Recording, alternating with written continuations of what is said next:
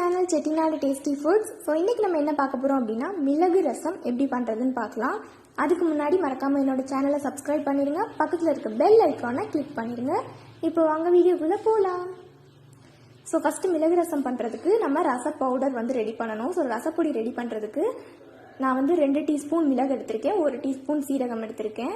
மிளகு ரசம்ன்றனால மிளகு கூட எடுத்துக்கோங்க. ஸோ இதை இப்போ ஒரு மிக்சி ஜாரில் ஆட் பண்ணிட்டு இதை நல்லா பவுடர் ஆக்க வேணாம், ஓரளவுக்கு குறைன்னு அரைச்சிக்கோங்க. நீங்கள் இடிச்சும் இதை சேர்த்துக்கலாம். ஸோ இந்த மாதிரி நான் 1-2 அரைச்சி எடுத்து வச்சுருக்கேன். இப்போ நம்ம ரசத்துக்கு தேவையான பவுடர் ரெடி பண்ணியாச்சு. இப்போது அடுத்து நம்ம என்ன பண்ண போகிறோம் அப்படின்னா, இந்த மாதிரி 2 பழுத்த தக்காளி எடுத்து வச்சுருக்கேன். பழுத்த தக்காளி எடுத்துக்கோங்க, அப்போ தான் உங்களுக்கு அந்த டேஸ்ட்டும் நல்லாயிருக்கும், உங்களுக்கு மசிக்கவும் ஈஸியாக இருக்கும். ஸோ அதை இந்த மாதிரி கையில் நல்லா மசிச்சு விட்டுக்கோங்க. ஸோ ஃபுல்லாக நான் இப்போ 2 தக்காளியும் நல்லா அந்த மாதிரி கையிலே மசிச்சிட்டேன். ஸோ தக்காளியை மசிச்சு அதே ஒரு ஓரமாக எடுத்து வச்சுக்கோங்க. அடுத்ததாக இந்த மாதிரி ஒரு நெல்லிக்காய் சைஸ் அளவுக்கு ஒரு புளியை 10 நிமிஷம் தண்ணியில் ஊற வச்சுருக்கேன்.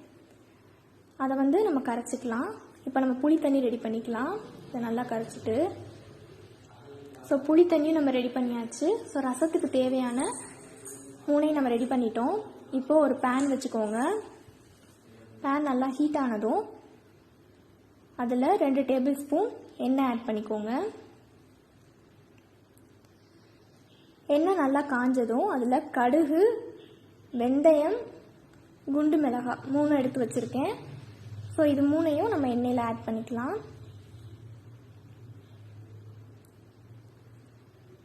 ஸோ இது 3ஐயும் எண்ணெயில் ஆட் பண்ணதுக்கப்புறமா இதில் நான் ஒரு கொத்து கருவேப்பிலை எடுத்து வச்சுருக்கேன். ஸோ அதையும் ஆட் பண்ணிக்கிறேன். அதுக்கப்புறமா ஒரு 3 பூண்டு இடித்து வச்சுருக்கேன், அதையும் ஆட் பண்ணிக்கிறேன். ஸோ 3ஐயும் ஆட் பண்ணதுக்கப்புறமா நம்ம ரெடி பண்ணி வச்சுருக்க பவுடர், பெப்பர் பவுடரை இதில் ஆட் பண்ணி மிக்ஸ் பண்ணிக்கோங்க. ஸோ பவுடர் ஆட் பண்ணி மிக்ஸ் பண்ணதுக்கப்புறமா நம்ம கரைச்சி வச்சுருக்கோம் இல்லையா தக்காளி, ஸோ அதை இதில் ஆட் பண்ணிடுங்க. ஸோ தக்காளி ஆட் பண்ணிட்டு அதையும் நல்லா மிக்ஸ் பண்ணிக்கோங்க. இதில் நம்ம அந்த பவுடர் போட்டோம் இல்லையா, அதுக்கு முன்னாடி 1/4 ஸ்பூன் மஞ்சள் ஆட் பண்ணிக்கோங்க. அதை நான் சொல்ல மறந்துட்டேன். இப்போ இதை நம்ம மிக்ஸ் பண்ணும்போதே அவ்வளோ வீடே வாசனையாக இருக்கும். ஸோ நல்ல ஒரு டேஸ்ட்டில் இருக்கும்.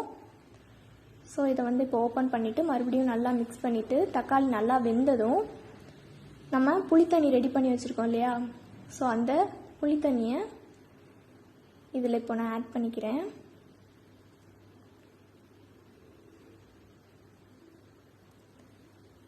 புளித்தண்ணியை ஃபுல்லாக ஆட் பண்ணிக்கோங்க.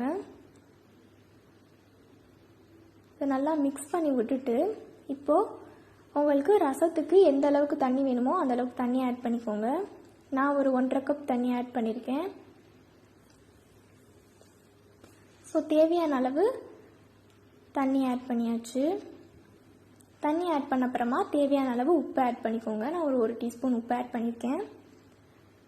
உப்பு ஆட் பண்ணிட்டு நல்லா மிக்ஸ் பண்ணிவிட்டு இதை ரொம்ப நேரம் கொதிக்க விட்டுறக்கூடாது. சும்மா அங்கே 1-2 கொதி வரும் இல்லையா, அது வரைக்கும் நம்ம இதை அடுப்பில் வச்சுருந்தா போதும். அதுக்கப்புறம் ஸ்டவ் ஆஃப் பண்ணிடலாம். இந்த மாதிரி அங்கங்கே ஒரு 1-2 கொதி வந்திருக்கு இல்லையா, ஸோ இப்போவே நம்ம ஸ்டவ்வை ஆஃப் பண்ணிடலாம். ரொம்ப நேரம் கொதிக்க வைக்க வேணாம்.